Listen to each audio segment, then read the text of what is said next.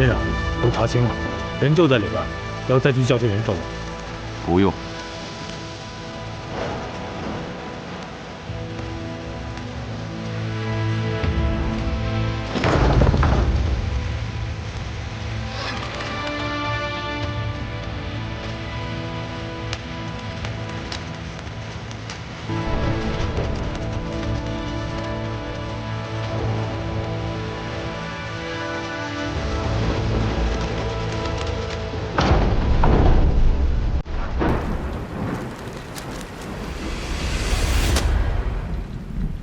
你来了，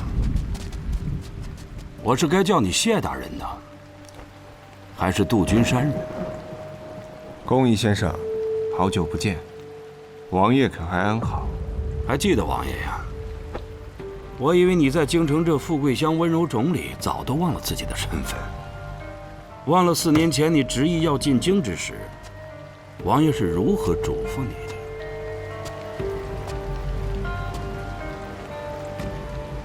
先生言重了，谢某这些年在京城所行，都是奉王爷之命，未敢忘本，又岂敢当您此言呢？朝廷的大事，就掌握在燕薛两家手中。王爷欲成大事，必得引他们鹬蚌相争。我们在京中埋下暗桩，为的就是借他们查逆党的名义，治燕家叛国之罪。燕家一倒，军中群龙无首，便是我们行动的最好时机。这一切你会不明白？谢某自然明白。谢某在京城筹谋多年，结交重臣，为的就是此事。一派胡言！若真是如此，为何你要阻挠兴武卫查案，反而怂恿皇帝将此案交给刑部？你分明就是不忠。若非先生屡屡在京中动作，惹得朝廷怀疑，谢某又何须如此呢？不过，谢某今日前来，其实有一个问题想问一下公义先生：这层霄楼的刺客到底是怎么回事？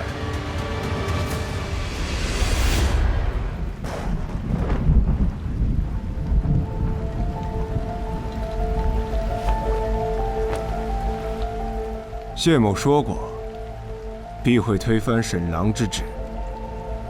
但如果公义先生执意要插手的话，谢某也无权阻止。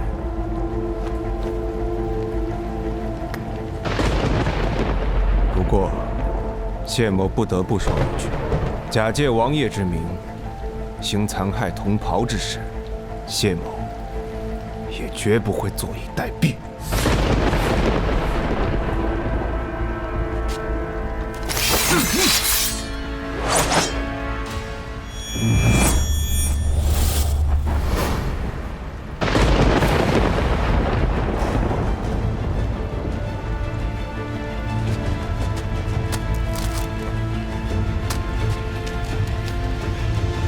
先生，这京城可是谢某的地盘，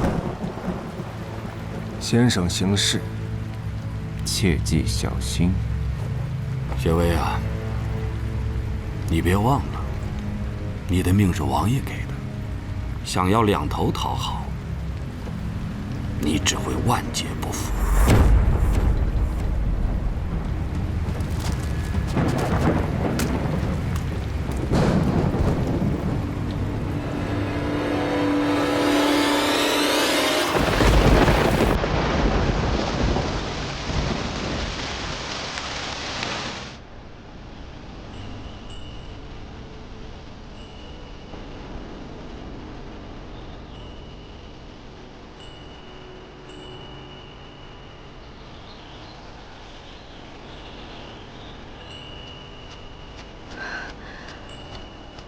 姑娘，侯府的清风来了，说是燕世子不太好。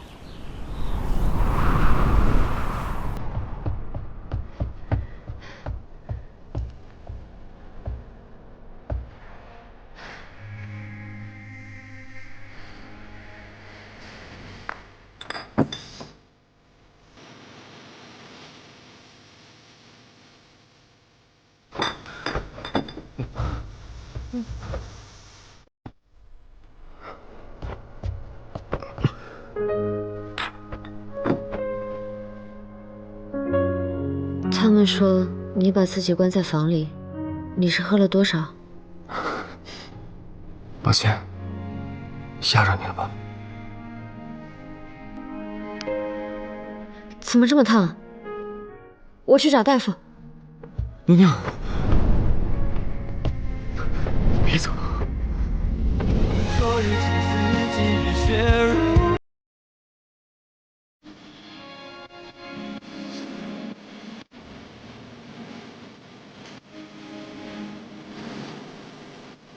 对不起。你说这些做什么？要说对不起，也该是我对不起你。你待我这样好，我却未能同等报之。不，是我太蠢了。我曾以为这世上没什么艰难困苦值得被我放在眼里，我也曾以为喜欢你就要让全天下都知道。可忘了，世事变幻，谁也不知道明天会发生什么。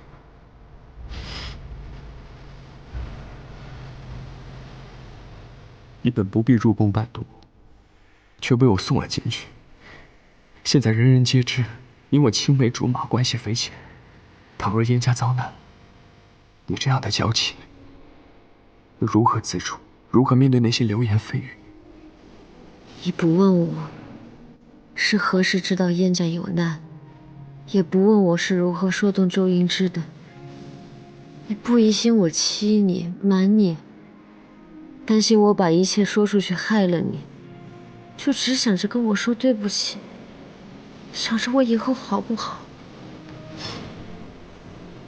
我信，从始至终一直如此。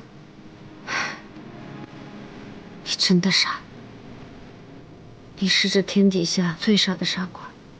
因为你是年龄啊，你是这世上除了我父亲对我最好的人。可也是我让你知道了这一切。你本该是个无忧无虑的小侯爷。没人可以无忧无虑一辈子的。我早该长大了，可却太晚了。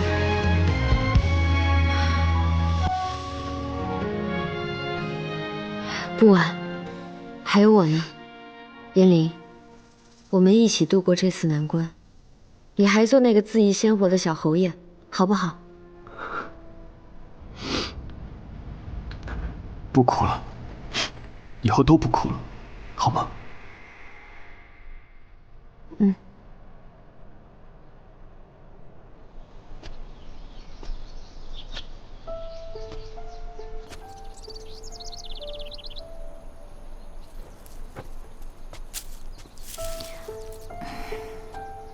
大人，您一夜未眠，怎么又站在这里吹风啊？小心染了风寒。娘娘，你看这些落叶，看似倚仗着大树，但经风雨轻轻一吹打，转瞬便零落成泥。有谁会在乎一片树叶的死活呢？大人可是遇到烦心事了？没有，只是在想一场赌局。那大人想好压哪一边了吗？这世上没有谁可以是永远的倚仗。我从一无所有走到今日，学会的是两边下注，无妨伏低作小，也无妨被别人当作工具。只要能赢到最后。父亲，父亲，父亲，大事不妙，曹河出事，我们四川翻了。瞧你这慌慌张张的样子，成何体统啊！好端端的，船怎么会翻呢？明面上是因为曹河连日阴雨，手下人又贪心多装了货物，才不小心出了事。可实际上，却是被人在船底凿了洞，是有人故意想要船翻啊！我们的船位置和航道一向很隐秘，外人很难察觉，只怕是知情人所为。去查清楚，看是哪个混账东西干的事情，揪出来，清理干净。我已经派人去查了。这漕运呐，本是朝廷的生意，这些年国公府以漕运之财结交了不少的朝中官员，而且在新武卫中也养了不少的私兵。若是这件事被人发现与我们薛家有关，必定会触怒圣上。现在正是我们薛家对付燕家的关键时刻，所以这件事情必须要压下来。父亲，您放心，这事儿就交给我去办吧。等等，告诉周英之，必须要抓紧时间，对付燕家，必须要速战速决。是。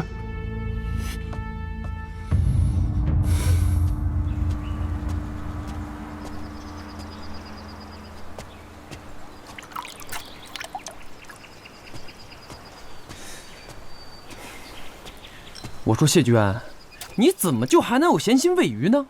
那宫一城都已经杀上门来了，这代表什么呀？代表金陵那边已经开始对你不满了。如果他们真的狗急跳墙，把你逆贼的身份往出一报，你的命，我的命可就全完了。怕有什么用？是，怕是没用，但你也用不着刺激宫一城那个老头子吧？干嘛？怕他不对你出手是吧？你我在京中4年。城中所有细作跟暗桩都已掌握，这宫一城就算是有心行事，他也无人可用。再说了，平南王留着我的命还有用，他不会杀我的。那他来这一遭，又是为了什么？燕家。他急于让朝廷大乱，但又忌惮燕家军的实力，所以想借定国公之手除掉燕家。那你还这么平静？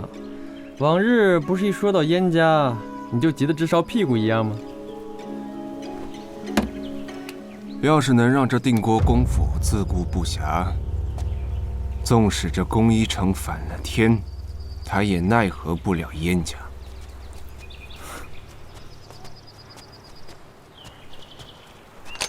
先生，先生，猜的没错，薛家想要藏着的事儿，果然是关于漕运的。前些日子，薛家联合京中的大丝绸商，故意压低生丝价格，等丝价大跌，又暗中买入，再运去江南制造，最后再运回京中以高价售卖丝绸。没成想，这趟就翻船了。往日薛家的生意，都是隐匿了姓名交易的，所以我们查了这么久，都未能掌握他们的罪证。但这一次，他们联合丝绸商压价，且漕河翻船之事动静不小，牵扯的人多了，罪证自然也就多了。你们2个分头去搜查漕运和丝绸商之事。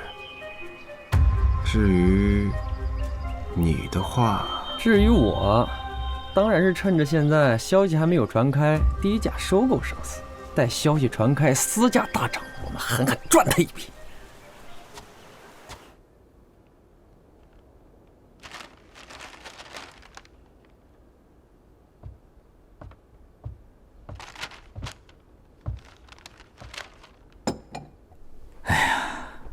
姑娘，这是连着多久没睡了呀？啊，方英不懂生意之事，多亏您人好心善，不嫌麻烦，愿意教我算账和理账，我自该更用心学才是。啊，这是给姑娘准备的新账本，我已在上面做好了标记，你看起来容易一些，也更明白些。不过这熬夜看账本毕竟伤身，还是要适当一些。都说账本私密，您却全拿给我看，真的不怕我泄露出去吗？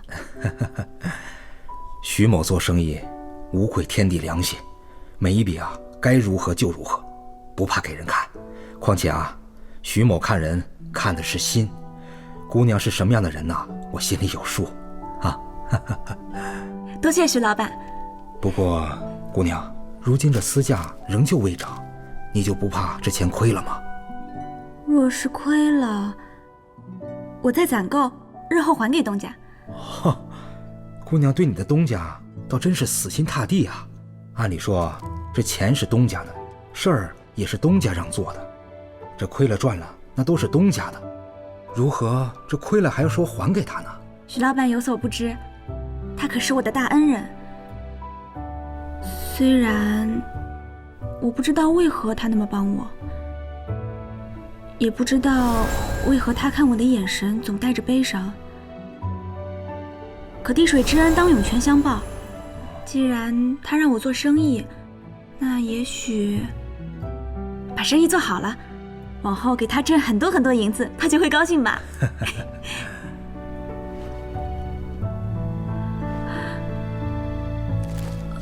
许老板，我今日是瞒着家里人出来的，不便久留，我先回去了。改日我再来。好，谢谢您啊。啊，至于我那批丝，涨价之前不管谁来问都不卖。多谢。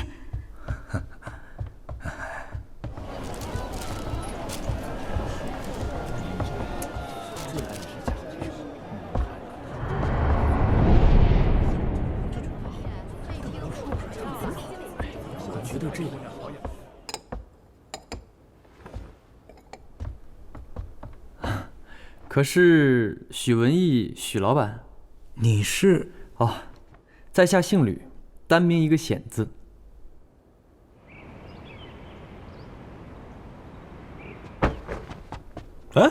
哎呀，别挡路！哎呀，痛！哎呀，好痛！疼！哎呀，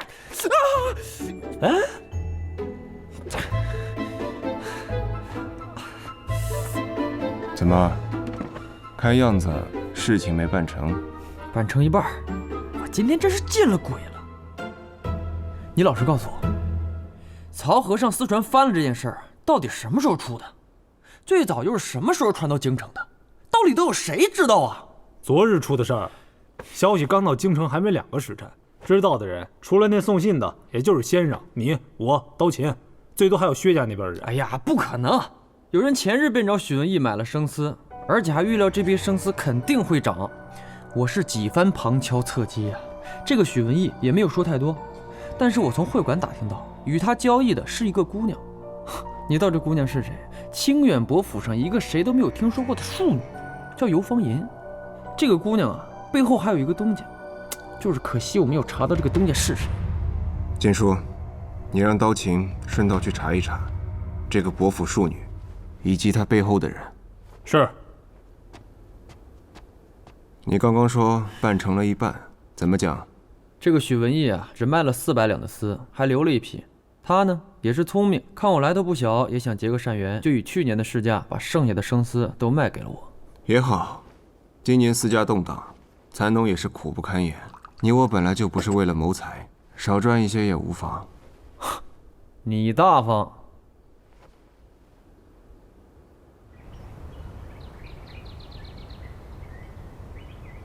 我记得燕家出事是在燕陵的惯例之上，眼下我提前破了周银之这一步棋，又让燕家提早提防，想来是会有转机了。可薛家针对燕家绝非一日之寒，还是要多做些能帮到燕家的打算才行。江姐姐，进来。家里来了位余杭的厨子，做糕点最是擅长。宝英听说姐姐是在江南长大的，特来找你一起吃。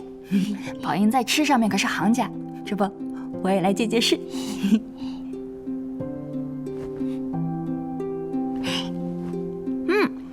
果然名不虚传，比起京中那些老字号也毫不逊色呢。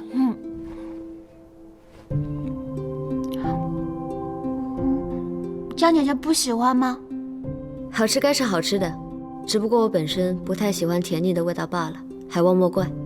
我就说嘛，宝英家的点心可是连太后娘娘都喜欢吃的。